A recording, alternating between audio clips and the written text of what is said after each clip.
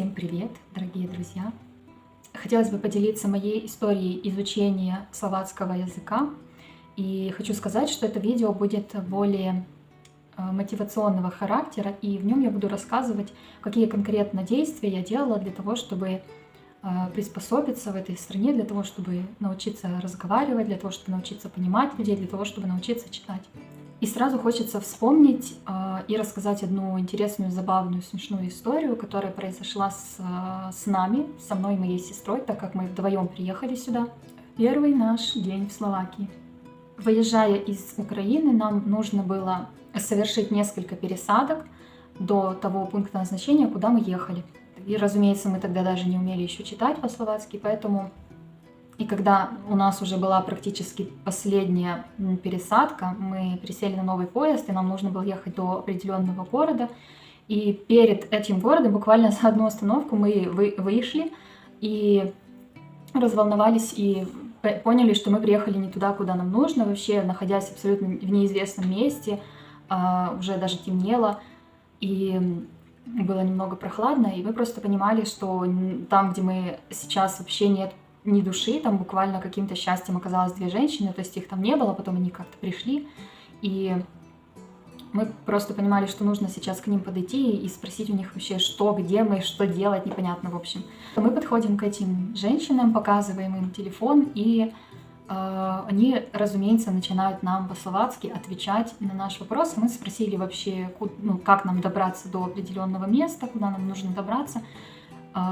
И в ответ, конечно же, мы услышали словацкий язык, и это было очень странно, очень непонятно. Но каким-то образом мы поняли, что нам нужно перейти на другую сторону, то есть они нам указывали и показывали жестами, и, в общем-то, мы каким-то образом раздуплились, перешли на другую сторону, сели на поезд и уже, в общем-то, доехали куда нам надо. Ну а потом первых 6 дней мы с сестрой просто ничего не делали, скажем так. Мы просто занимались вопросами документации, оформления проживания и прочее, прочее. Мы очень много ходили вдвоем по городу, в котором мы жили, и я вспоминаю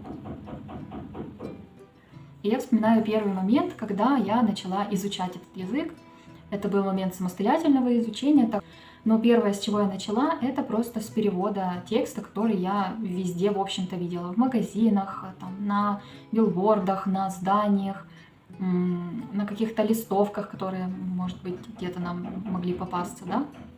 То есть, в общем-то, там, где мы находились, я постоянно просто забивала с телефона этот текст и переводила. Смотрела, как оно выглядит, как оно звучит, и, в общем-то, чтобы понимать вообще смысл определенного слова. И этот процесс происходил просто 24/7. Ну и таким образом я формировала для себя какое-то слияние с этим языком, какое-то понимание языка, и вообще формировалась таким образом адаптация. На 7-й день пребывания в Словакии у нас с сестрой начались курсы словацкого языка, которые преподавал словак.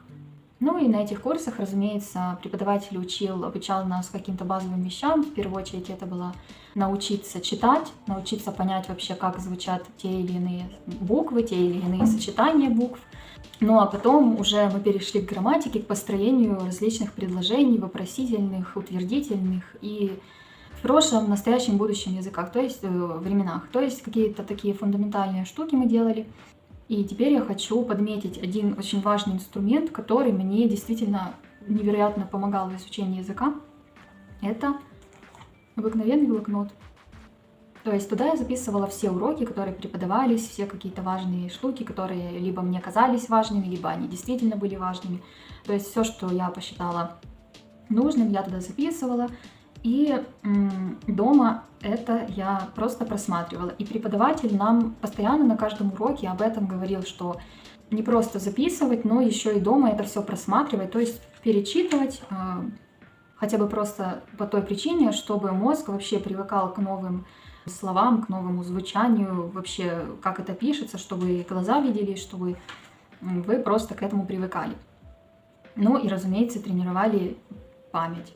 Несмотря на то, что этот язык тоже славянский язык, но очень многое было не столько непонятным, сколько непривычным. Именно поэтому важно давать себе, своему мозгу возможность это все повторять. Повторять для того, чтобы он это смог вообще впитать, эту информацию. И, как я уже сказала, к ней привыкнуть. Если вы попробуете вспомнить себя в школьных годах, особенно в младших классах, вы заметите, насколько непросто было учиться писать, насколько непросто было учиться читать. Некоторым детям это давалось проще, некоторым это давалось сложнее, но так или иначе, несмотря на то, что мы с пеленок слышали тот или иной язык, не гарантировало и не было залогом того, что мы придем в первый класс и тут же начнем писать, читать и вообще сочинять какие-то сочинения, да, то есть это не является залогом какого-то успеха, несмотря на то, что этот язык является вашим родным и, в общем-то, вы впитывали его с самого детства. Это тоже было важно вспомнить, потому что сейчас я ощущаю себя так, словно я тот самый ребенок, который изучает язык, который фактически является для меня новым. Он что тогда был для меня новым, что сейчас этот язык для меня является новым. Примерно неделю я походила на эти курсы, и у меня начался такой упадок сил, упадок какой-то веры, мотивации. Я абсолютно разуверилась в том, что смогу изучить и овладеть этим языком. Хотя первая вещь, которая была в планах, которая была моей целью, это привыкнуть и начать учить язык. Начать учить язык, не требовать от себя необходимости знать все и сразу, месяц, два, три. И это тоже очень важный момент, который нужно помнить и который нужно принимать и понимать, что он может настать. Вот этот кризисный момент, когда ты начинаешь требовать от себя необходимости что-то знать, чего ты никогда даже в жизни не видел. И это может способствовать какому-то упадку сил, настроения, мотивации и прочее. Но если об этом помнить, то, в общем-то, можно прорваться через этот момент. Вспоминаю, как много было новой информации, как много было новых слов, много всего-всего.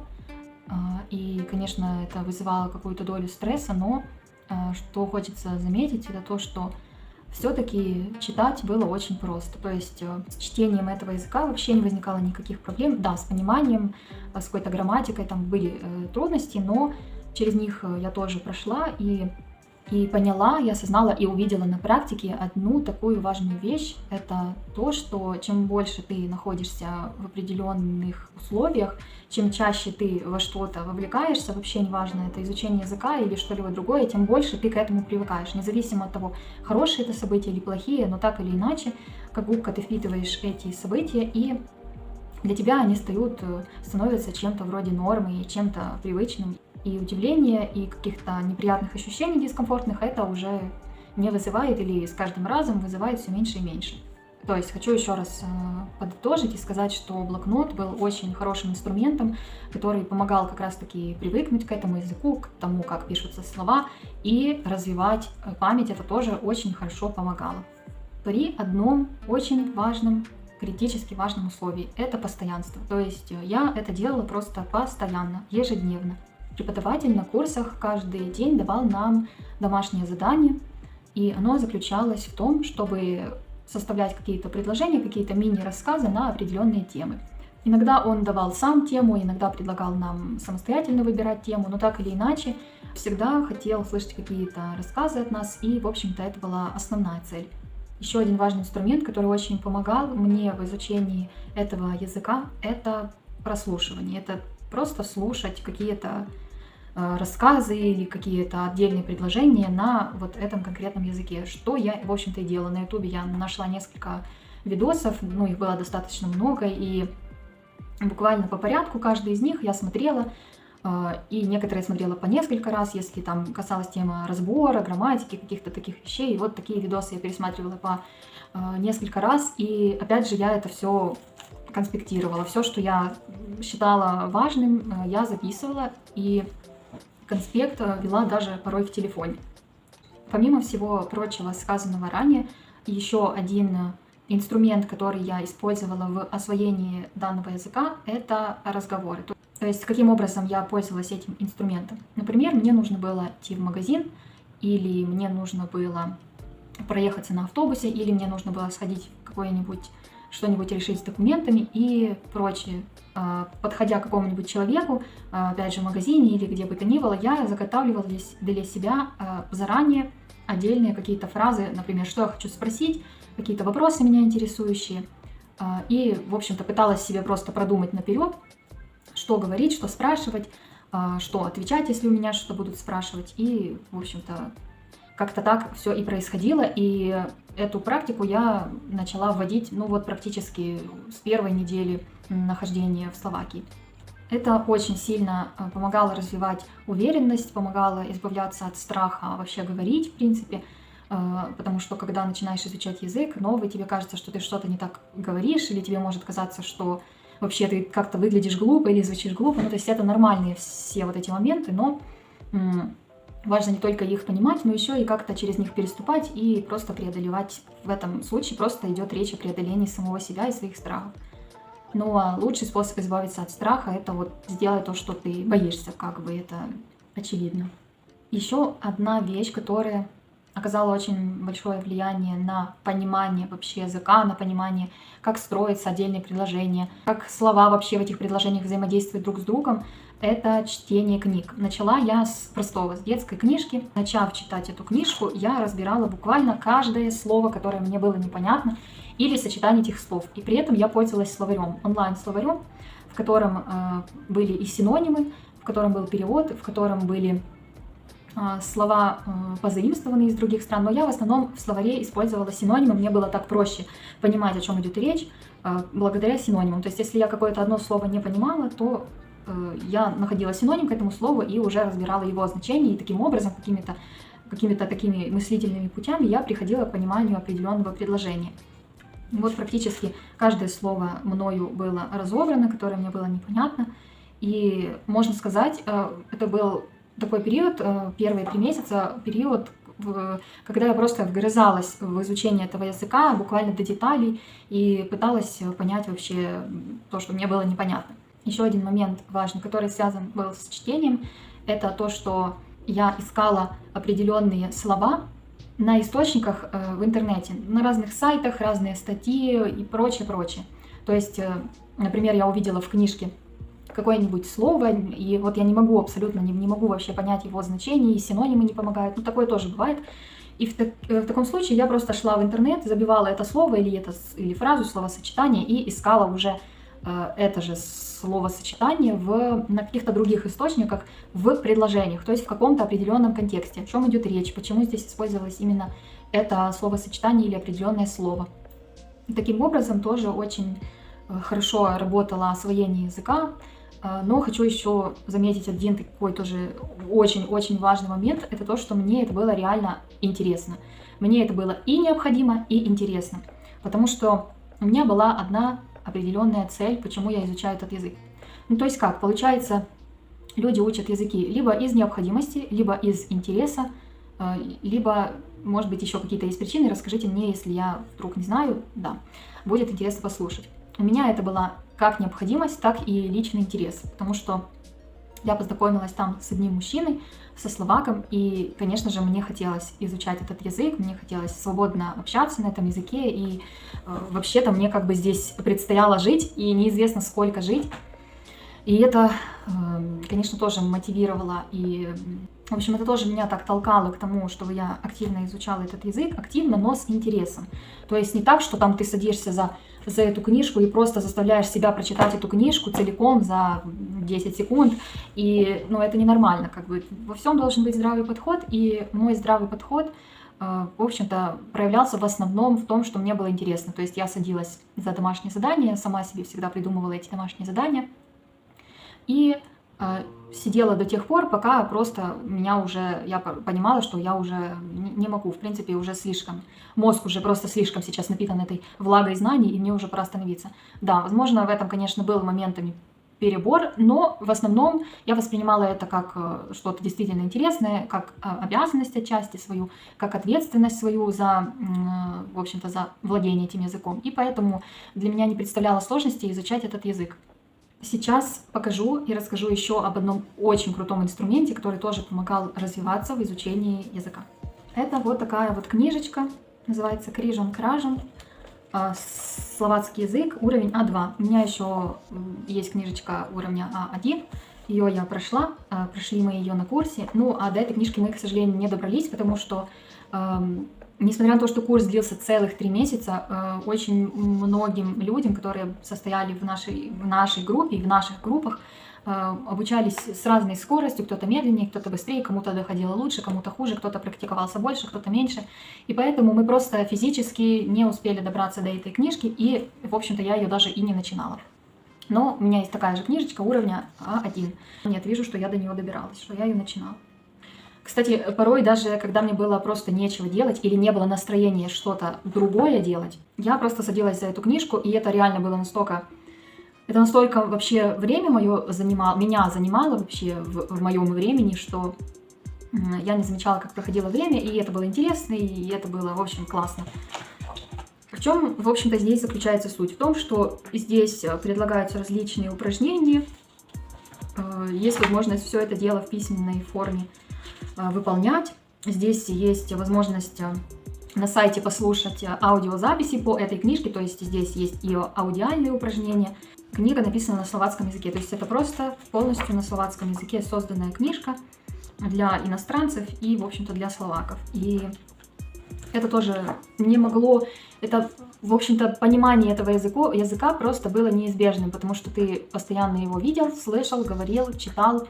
Иногда даже снились сны на словацком языке. Я даже помню, как-то моя сестра ночью, она бывает разговаривает по ночам, и был сон какой-то ей снился, и она там в нем разговаривала на словацком. Буквально каких-то пару предложений она сказала, но я такая, понятно. В общем-то, да, это опять же, это такой момент неизбежный. Вот, книжка очень полезная была и есть. Очень много разных упражнений, которые были реально полезными, скажу вот так. Что еще можно интересного рассказать? Это то, что когда я начала общаться с молодым человеком, с мужчиной, который мне понравился, с которым мы начали проводить время вместе, я постоянно слышала словацкий язык, постоянно. Ну, разумеется, он постоянно говорил о чем-то, мы общались, и хочу сказать так, вот 80% информации, может даже 90%, я вообще не понимала. Вот реально, я удивляюсь, как мы вообще общались, как мы дошли до того момента, что сейчас живем вместе, и, в общем-то, абсолютно спокойно его понимаю. Но я думаю, что здесь очень большую роль сыграл момент интереса все-таки. Интерес вот этой какого-то увлечения и вовлеченности в это все. Чуть позже, прошло около 5 месяцев, и я захотела прочитать одну книжку. В общем-то, меня интересовала эта тема, и я решила именно на словацком языке прочитать эту книжку. Сейчас покажу вам ее. Вот она. Это «История искусства». Вот такая здоровая книжка. Честно признаться, я ее тоже не дочитала. Вот буквально, наверное, страниц 30 я не дочитала, потому что просто уже не хотелось, честно, не было интереса, не было желания и просто-напросто не было необходимости. Ну, то есть меня никто не заставлял ее начинать читать, и, соответственно, никто меня не заставлял ее заканчивать читать. Но книжка была очень полезной, очень интересной, очень много новых слов. Я узнала просто нереально много слов, и благодаря этой книжке очень сильно прокачалось вообще понимание словацкого языка. Потому что книга написана очень популярным, доступным языком, тем более здесь такая была интеракция постоянная, заключалась она в том, что здесь есть картинки, которые я тоже анализировала, я читала текст, смотрела на картинку, и это тоже был очень увлекательный интерес, хотя не сказать, что мне не приходилось прикладывать усилия для того, чтобы читать эту книгу. Конечно же, приходилось прикладывать огромные усилия. День проще, день сложнее. Сначала первую неделю я пыталась придумать для себя, организовать вообще процесс чтения, как часто читать, когда читать, каким образом читать. Какую-то пыталась для себя структуру чтения изобрести. На это тоже ушло какое-то время, но в конце концов более-менее легко это шло. Иногда я даже не пользовалась переводчиком, иногда пользовалась. Ну, конечно, здесь у меня постоянное 24/7 было использование переводчика. Кстати, да, это тоже очень такой момент, который повлиял на понимание, освоение языка. Это постоянные переводы, постоянные. Первые буквально там месяца 3 я в основном занималась переводами со словацкого на русский, а потом иногда со словацкого на украинский. Я на разные языки переводила, чтобы лучше понимать смысл определенных слов и словосочетаний. А потом, и так, параллельно по чуть-чуть вводила переводы с русского языка на словацкий, потому что и то важно, и то важно. Вот. Теперь хочу подытожить и еще раз пройтись по всем инструментам, которые помогали мне в изучении языка. Первое — это конспекты и записи. Это постоянные конспекты и записи от руки для привыкания, для улучшения памяти, для улучшения вообще понимания. Второе — это чтение. Чтение книг, статей, всего, что вы видите на улице и, в общем-то, из любых источников. Это чтение тоже постоянное. Дальше третье — просмотры видео на YouTube в моем случае и какие-то постоянное прослушивание этого языка. Например, там, если вы общаетесь, если вы работаете с людьми, которые общаются на другом языке, ну или как в моем случае, это опять же те же просмотры на YouTube каких-то определенных роликов, в которых кто-то что-то рассказывал, да, это тоже было постоянно. Четвертое — это общение. Конечно, это такой важный момент, это самый такой, наверное, ну не самый, но тоже очень важный, очень эффективный момент, когда вы еще и сами пытаетесь как-то общаться на этом языке, вот вы слышите, принимаете и вот отдаете что-то тоже. Это, конечно, важно, это, наверное, очень сложный момент, я и сама помню, мне и сейчас, на самом деле, порой страшно как-то что-то не так сказать, ошибиться, но уже в гораздо меньшей степени, вот практически уже до нуля этот уровень опустился, и уже спокойно можно, в принципе, общаться без страха, но, конечно, я понимаю, что я могу допускать ошибки, и, в общем-то, я это принимаю со спокойствием. Пятый момент — это переводы текстов, это постоянные переводы с вашего языка на иностранный и с иностранного на ваш, и постоянный вот такой вот обмен, постоянный. Ну и, конечно же, дополнительные упражнения в виде каких-то книжечек, каких-то учебников и прочее. Это тоже очень сильно помогает и способствует ускорению вашего процесса. То есть я могу сделать несколько выводов для себя, на чем вообще строилось мое изучение языка. Первое — это, конечно же, условия, в которых вы находитесь. То есть я приняла решение приехать сюда и таким образом организовала для себя условия, в которых люди общаются на определенном конкретном языке. То есть вот вы посажены в определенные условия, в определенное общество. И это очень большое влияние, конечно же, оказывает на то, как вы будете изучать язык и будете ли вы вообще его, в принципе, изучать. Второй момент тоже касается условий более таких глубоких, в какие конкретно условия вы посажены. Приехали ли вы обучаться, приехали ли вы работать, или вы просто приехали к родственникам, и у вас нет необходимости обучаться этому языку, или какие-то другие условия. То есть вот конкретно в какую атмосферу, в какой климат, да, вы посажены, можно сказать. Из этого вытекает еще один момент, это момент цели. Какая у вас вообще цель и есть ли она, в принципе, в изучении языка. Это может быть личный интерес, как я уже сказала, это может быть какая-то необходимость для обучения, для работы, для просто ежедневного общения, взаимодействия с людьми. Это может быть момент исследования страны. Например, вы просто приехали в путешествие кратковременное, вот вы приехали, завтра вы уехали, грубо говоря. Это тоже может быть своеобразной определенной мотивацией к изучению языка, может быть нет. Для кого-то да, для кого-то нет. Если у вас есть какие-то мысли на этот счет, если вы тоже изучали какой-то иностранный язык, то, пожалуйста, поделитесь в комментариях, расскажите об этом, расскажите свой опыт, через что вы прошли, с чем вам пришлось столкнуться в изучении, и мне будет очень интересно об этом послушать, и очень интересно будет это с вами обсудить. Всем большое спасибо за внимание. Если это видео оказалось для вас полезным, я буду очень этому рада, и буду рада, если вы напишите мне об этом. Желаю всем удачи, желаю всем успехов в изучении ваших языков. В каждом дне пускай у вас будет радость, пускай вас преследует удача, пускай вы сами создаете условия для того, чтобы удача вас преследовала. И желаю всем всего наилучшего. Пока!